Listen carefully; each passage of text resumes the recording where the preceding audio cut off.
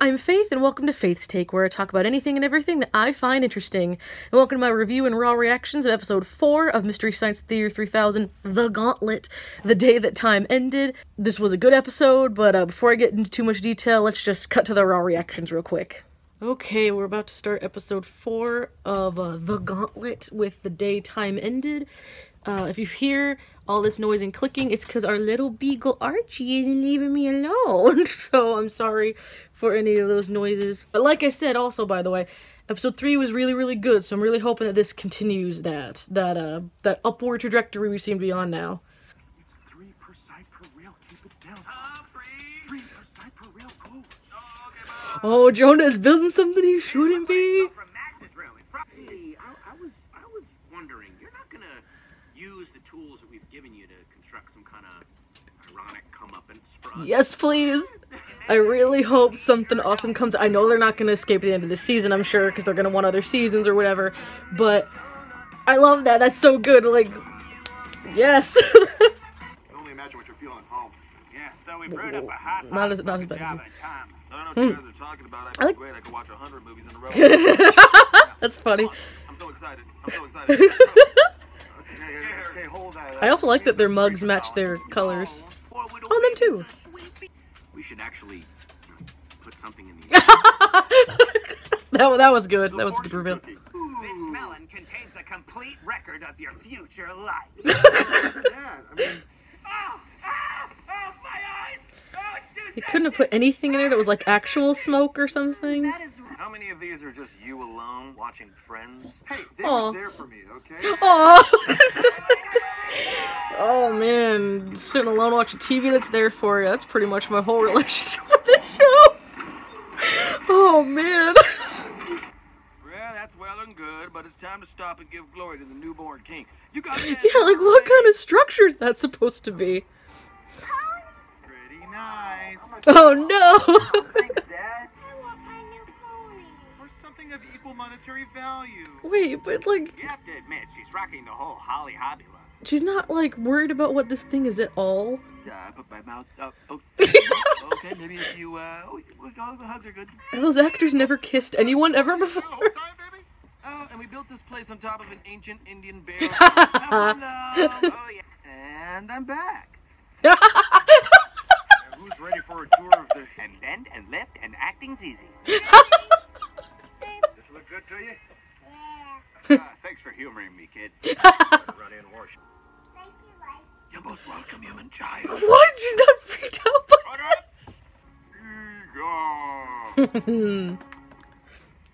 Let's congratulate ourselves for referencing the first show again.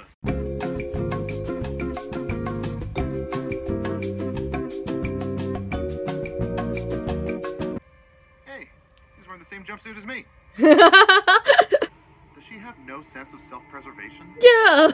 Knew your father, I did. Oh no. Well, that's it as far as my tricks go. You want to play? What? Bang!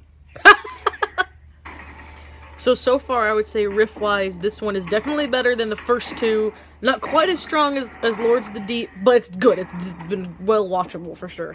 I get sad sometimes. Time to flip the... Come on, back. Come on. Say so. Why? Okay, I'm just confused. Like, they bring Waverly and Growler out. They don't say anything. Earlier, Waverly got put in the theater, also didn't say anything. Give them something to say. We've got to get out of here till the morning when the police come. Where can we go at 1 o'clock? Denny's. And literally anywhere. Just get in the car and drive. Jesus Christ. Really, Dad? Taking the Lord's name in vain? Sorry, son. I know that. I love you this much. You didn't think I could fly up? Crap, I think that thing imprinted on. Now to dissolve. Hey! Oh, let's go! Hello! Is it me you're looking for? Captain's log! Did somebody say coherent? Sam Hill or you? Professor Harold Servo's the name, the script doctor's the game. Well, friends, an ordinary movie man might make an unassuming 3-act structure. Conflict here, an act break there, inciting incident, hero's journey, all of that Sid-Field flappadoodle. But I say, friends, if you want to get the drop on a modern-day audience of rubes, you gotta bamboozle them. Sweet Jerusalem, here's the news. You throw in a skimmer hat and a one-piece strike, baby. Let's dive right in. Oh, get that stick. There you go. Powerhouse in the desert with a stable in the back. Not bad for a start, but pals, let me ask you. This is super awesome. I really like. Great big green glowing pyramid. I like this one a lot. And when you go for a walk with your wife in the desert, there's a couple whizzing by like a Patterson runabout. Baron's doing great here, saying all this like with no mistakes. That's pretty good, man. Empty out your drafts folder. How about a trinary supernova? Yeah, you see, it's a piece of cake. Ooh, can they also grill some cake? Sure, bring Nah. See, that's how you implement the Mads right in a scene that mostly focuses on the SOL crew. That was the perfect way to use the Mads just a little, just like how in the original sometimes you'd cut back to Deep 13 during songs and stuff like that. That was really good. And they used them just enough, and they had a funny line, which is great. And Baron, like, just like, bravo, sir, because that was really good. That was really fast. That was really good. The only thing I could possibly ding it for is distracting when Crow's supposed to be talking super fast and is just going like this. Other than that, though, it was absolutely fantastic. That was a great moment. That was probably my favorite host segment so far in the season. You got the hats, and you got the fast music, and you got great performances. The Mads used just right. Bravo to everyone, because that was really good. I was very happy with that. Justice God made me. you beef again. I better check out the house. You stay put here. Maybe I better come too. You watch your horses. Will Don't leave him alone. Down here and make all the noise you can. Help the birthday. Happy birthday. Yeah, it did sound like that. You're on your own, Pops. That may have been a real accident. This movie can't afford to wreck a car.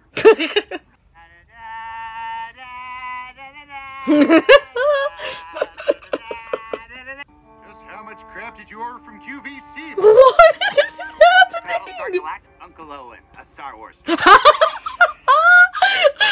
I'm probably like Buzz Lightyear because he's so cool and funny. But then again, I'm also like Woody because he's a cowboy. I guess I don't have to decide today. Hello, Mr. Magic Plane Person. Not a speck of light is showing, so the day must be. No, it's sending us into the movie Avalanche. Oh no! Hungry? Easy now, son. Son. Steve, you know what this is, don't you? It's the old How's poor Steve supposed to know what's going on? It's a time-space warp. Of the highest order. Yeah, how would Steve know I know that? exactly what that. You're all right. No hugs, no oh my gosh, I thought you were dead. If they run into the gas station attendant riding Jenny's pony, I will legit burst into tears. Hey guys, I know this gauntlet is killing Got us. 2 left, you guys can do it. We have to keep fighting. Solidarity. It's my daddy's old ship, the Pretty Lady. What? Thanks for picking it up. What? Lawrence Earhart, my father's first partner, one of the original Mads. You really changed. This is okay, wait, I'm sorry. I gotta pause it for half a second. I'm so sorry. This is the thing that was spoiled for me because Josh spoiled it on Twitter, and I was like, no, like, or he mentioned it was the day after it came out, and it, you know, I wasn't able to watch them all through, so I was like, oh, I bet that's who the big cameo is that everyone was excited for, and so it's like, it's really, really cool, but unfortunately I knew it was coming, and I tried so hard not to, but no, it's really cool, though, it's super cool, so let's get back. Too, Kinga. I haven't seen you since you were a little girl. And Max, I see you've gone into your father's business too. Does that make you a third banana or a second banana Wait. once removed? Huh? Wow, I mean, you seem different than I remember. Wait. Shrill? Wait, stop, full stop. Okay, wait. We all knew Kinga was Dr. Forrester's daughter. We don't know how, because if you look at the show, it doesn't really make sense, but okay. Has Max always genuinely been Frank's son? I know that they thought they would do that. You know, Joel mentioned originally that he might do that or be a clone or something, but I thought that when Max said he was TV's son of TV's Frank, he wasn't really. I thought that was a joke, or like that he called himself that, and the reason Kinga was like, no one calls him that, like, was because she was actually Dr. Forrester's daughter, and Max, like, put that name on. Like, I didn't know that she was I might just be an idiot, but I didn't know that he was actually his real son. I thought he put that name on, like, it was like a stage name almost for him. Oh my gosh, I must just be an idiot. How do you guys even watch my stuff? I'm so stupid. Get out of my daddy's spaceship. That should be mine. And I'm the shrill one. Okay. Now listen, Clay left me the pretty lady on the condition that I scatter his ashes, and that's what I'm gonna do. Okay, the thing is, your father's wanted to be scattered to some song called Idiot Control Now? Do you know it? Sure, yeah. For the What? movie. I've always wondered who my mother was. Even the smallest clue would be. It was Kim Cattrall from Mannequin. What? Father wanted her. Now push the button, Max. Are they...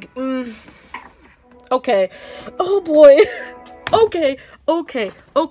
What just happened? And then the Kim Cattrall name drop is a little weird. I will say, I'm glad that they actually gave a name to who her mom was, because I thought they were gonna just be like, oh, it's time to go, and not tell you what it was. So let's get into my thoughts on the episode as a whole. Yeah, so that ending happened. What the heck? But okay, before we get back into that a little bit, though I think I got most of my thoughts out in the raw reaction part, let's just go to the beginning. I like the idea that Jonah's building something. I can't wait to see what it is. I'm excited. I noticed that there is one extra hole in the thing they put all the King of Chrome tubes into, because I looked and I was like, oh, there's 4 holes in there, and I'm like, but there's only 3 movies left, so I don't know what that other one is for. We'll see what that ends up amounting to. What were the invention exchanges? So much happened in those last like 3 minutes that I'm kind of like, what happened in the house segments? What? Except for the mid ones I remember, but the first ones I can't.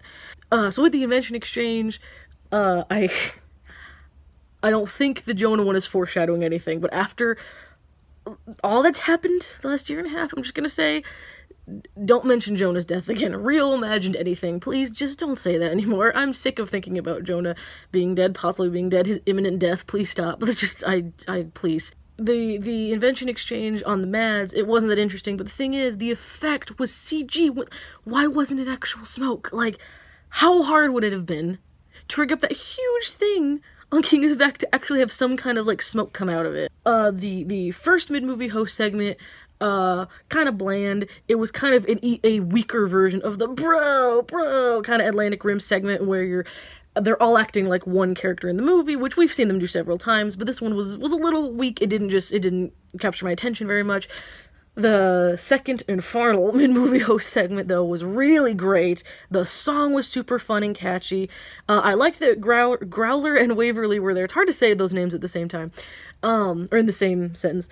I like them as the little band. The song was great. Baron did such a good job, because that was like a super fast-talking, that was like a really fun, fast-talking song, and he did a really good job. I didn't hear him stumble once, so that was really great. And then I like all their little hats and stuff. I like his servo snazzy bow tie and all that stuff. Super fun. That's probably my favorite segment of the season so far, because it was a genuinely fun song. They had the typewriter sound in there being the like part of the music and stuff, and it was really fun. And then that ending, Josh coming back, was really cool, but I knew it because he tweeted about it, and I was like, shoot, because I tried so hard to avoid all spoilers, and I still got spoiled by the guy himself, and I was like, okay, fine. I guess, like, when he's like, oh, they want to go out to this weird song, and I was like, oh, they're just gonna pick some random funny song, maybe one that got referenced before in the show, and then they made it Idiot Control Now, and I'm like, you couldn't have at least made it like Living in Deep 13 or something?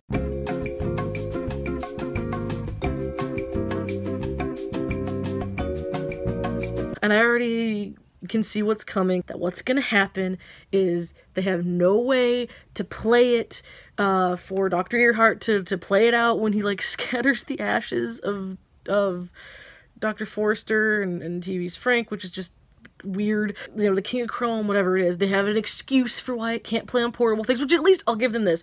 They set up the faults of King of Chrome in season 11. That I gave them. This didn't just come out of nowhere, like, well, of course they don't have something to play on. They did establish that King of Chrome sucks, so I'll give them that for sure. You know they're gonna get Jonah and the Bots to sing it. It's more fun when these references and things seem natural. Like in, again, I think it's Atlantic Rim, but it could have been, because I watched 2 in a row last night.